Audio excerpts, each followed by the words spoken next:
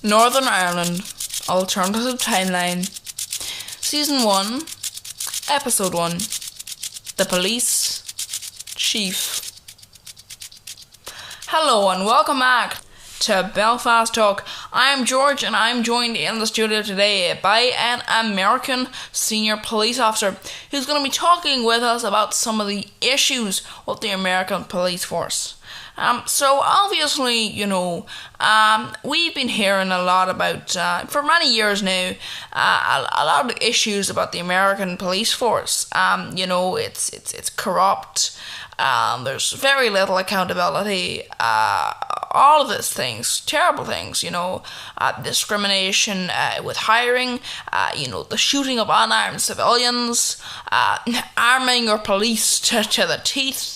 All these things, terrible things, treating your police as an army, giving them all sorts of stuff, and all these things. So what exactly would you respond to that with?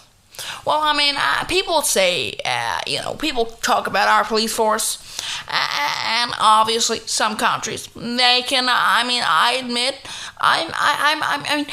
Don't get me wrong. Most of my colleagues would say no, there's no problem. Well, now maybe a little bit more than would say yes, there is. Because if they did say no, inside they don't think it's a problem, but outside they kind of have to say that because otherwise they just look like psychopaths. But I accept there's a problem, but I think people are making a bit of a bigger deal about it. This isn't just, America's got a rubbish police force. America has got a police force like an ordinary police force. Did you just say that you've got a police force like any other police force? Your police force is, terrible. I'm not even, being, dramatic here. It is awful. It's awful. Well, I don't think you can say that. Look at your police force. For example, police accountability you talked about. Your police force, not exactly known for being the most accountable in history. Well, that's. You say that there's discrimination against hiring. Yeah. When 90% of your police force is Protestant, I don't really think you can talk about hiring and how we discriminate. Look, first of all, I'd like to address that with my first point, which is this. We are not you. So if we have an issue, you cannot simply say, well, look, other countries have an issue. It's an issue. You've got to fix it. Because if other countries have an issue, that's no excuse. That is a way that you are using to deflect other countries from blaming you. But at the end of the day, you still have an issue. And you still need to fix that issue. We need to fix our issue, and we have. Well, yeah, actually, you really didn't do that, though. If you actually know about it, it's actually that you can't have a police force that's biased legally. You have to have a police force that is balanced. Well, yes, that is technically accurate, but I don't really think that needs to be in place. Actually, I think it really does. Getting back to my point before you interrupted me, you also talked about police militarization. How the police are being given what are traditionally more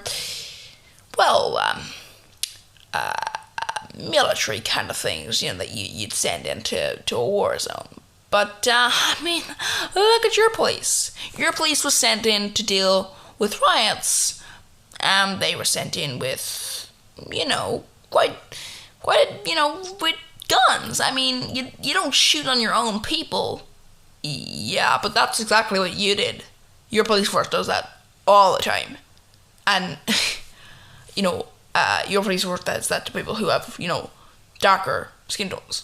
You don't understand how it's one thing to shoot in your own population. That's the problem with your police. But there's a further population when you do that to specifically people who have darker skin.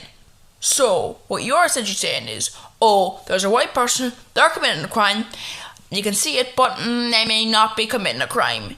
So, you let them go. You see a person who's got darker skin tone, who isn't white, and you say to them, you might have committed a crime.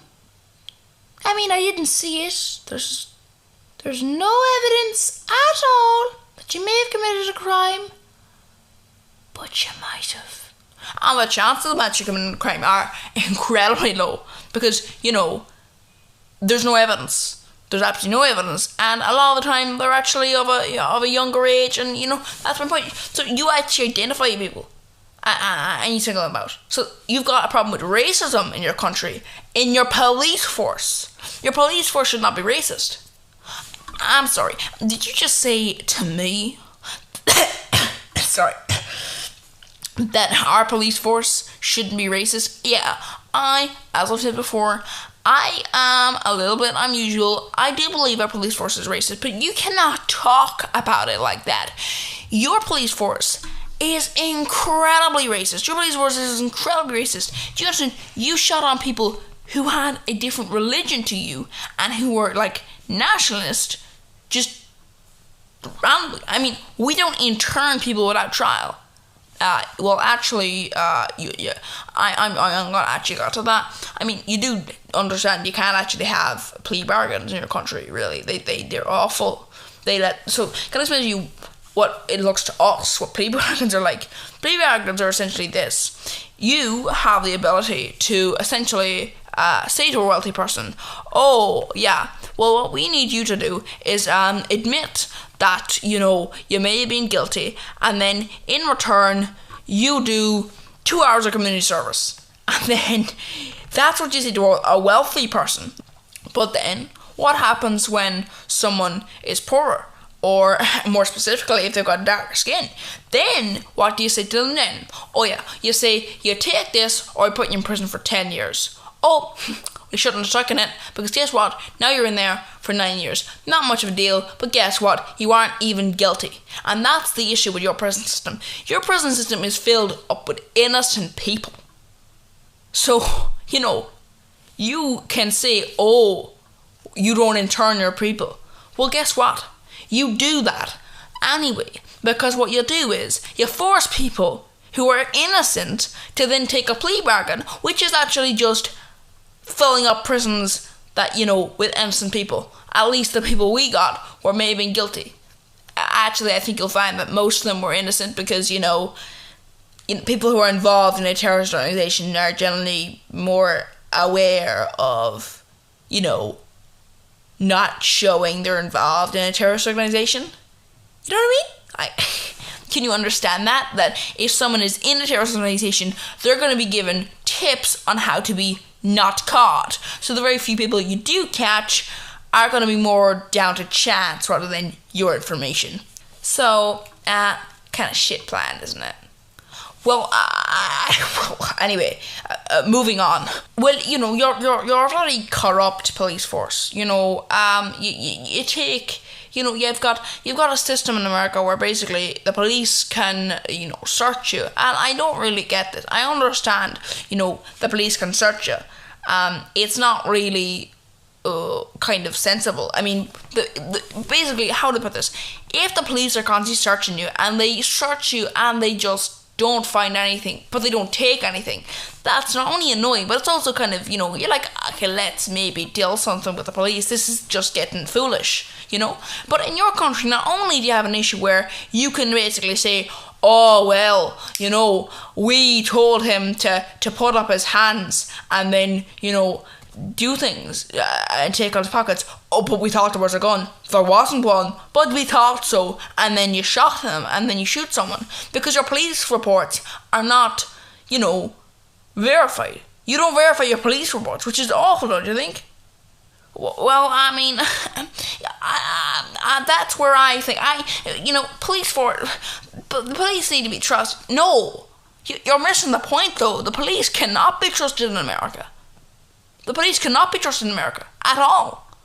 Your police reports are generally wrong. People go to prison in America because of police reports that are false. The evidence is based on police reports and there's no other evidence, and somehow that lets them go to prison. You attack people and then you say, oh no, didn't attack them, no. You know what I mean? So that's an issue, don't you think? Well, yeah, that's an issue. I mean, for example, even if there's nothing like, oh yeah, and you shoot the person, even if you don't shoot the person, even if you let them go, you're allowed to search people and take property from them. You know, what's with that? What was with that? You know, you were allowed to just do that. Like, how was that right? Well, it's fighting crime. No, it's really not though. Because, can I explain this to you? If I have a car and I'm driving in America, a police person could have just said to me, "Get out of the car, sir," and then I'd say, "Okay, I get out of the car." Now, obviously, I am white, so I'm unlikely in America to be shot. You know, obviously, if I've got darker skin, I don't fucking know, and that's my point. You don't know, so obviously, especially if you've got darker skin, you're gonna try and cooperate with the police because you don't know. It doesn't matter if you're guilty. It doesn't matter if you're innocent, because in America, you can be shot, or arrested, or imprisoned for something which is not your fault and which is you're completely innocent of, and then. They'll say, well, we believe that this is a car that you're using to purchase drugs or whatever the case may be, and then you just took it. Multiple cases like that. Millions of dollars, as you'll say, taken up and then just taken. And that's my point. So why exactly would you have that? Why exactly would you have that kind of system? Because that seems very, very bad. And getting back to my point, you say, that you want police reports, but when the police are found out to be, like, I mean, in some cases they're internal issues like, what would you say if you found out a police officer was taking drugs, experimental drugs? I'm talking about, like, mystery drugs. You don't even know what they are. Well, I'd say they'd have to be if it was the first event, no. If it was multiple offences, if they'd been moved around to multiple police areas, what would you say? Well, I'd say they'd have to have a disciplinary hearing. You would you? Okay, so police officers who just go, oh no, they'll just move to a new police officer, because police officers are able to essentially just move to another area. And what do you think happens when a police officer says, gets evidence on that police officer and then, tries to show that, that they're a criminal. They are actually, in fact, a criminal. It's this kind of club mentality, because suddenly you all start banding together against this police officer and you all stab him in the back. And there's multiple parts of this. So police officers cannot be reprimanded essentially in your country. Because they just move. When your senior officers are just like, oh no, that's fine. And this is the thing when you just look at this and it's awful. So that really is terrible. Well, I mean, your police force is not the best either, is it? Well, I mean, I guess not. I mean, you've got a history of attacking, people, and then also, politicians, unionist politicians have been known for just sort of, you want to introduce a reform for Catholics, you want to stop them from being discriminated against just a little bit, you want to give them access to education, okay, you're stabbing them back. So, just don't always be, people talk about America and they talk about, oh, it's bad, but if you actually look at yourself, you're pretty bad too. Yeah, but my point is that in our country, we do not pretend to be free. We do not pretend to be all about the little guy. We do not pretend that we are not, essentially corrupt. Sorry, what was that? You don't pretend not to be corrupt. You have a very, very, very unsettling siege mentality. Well, that's just not true. I think it is. Well, the interview is unfortunately over. The time's up. So we'll be interviewing with the main the party leader of a new party that's emerging after these. Well, being a truck driver, it's very hard. It really is. I guess the main thing is that your superiors, they just don't really know that there are delays. It's not your fault, and you really do have to risk everything. And even the smallest delay, if a bunch of trucks get searched for a little bit longer, you're delayed by a couple of hours. So it really is a very bad situation in my opinion.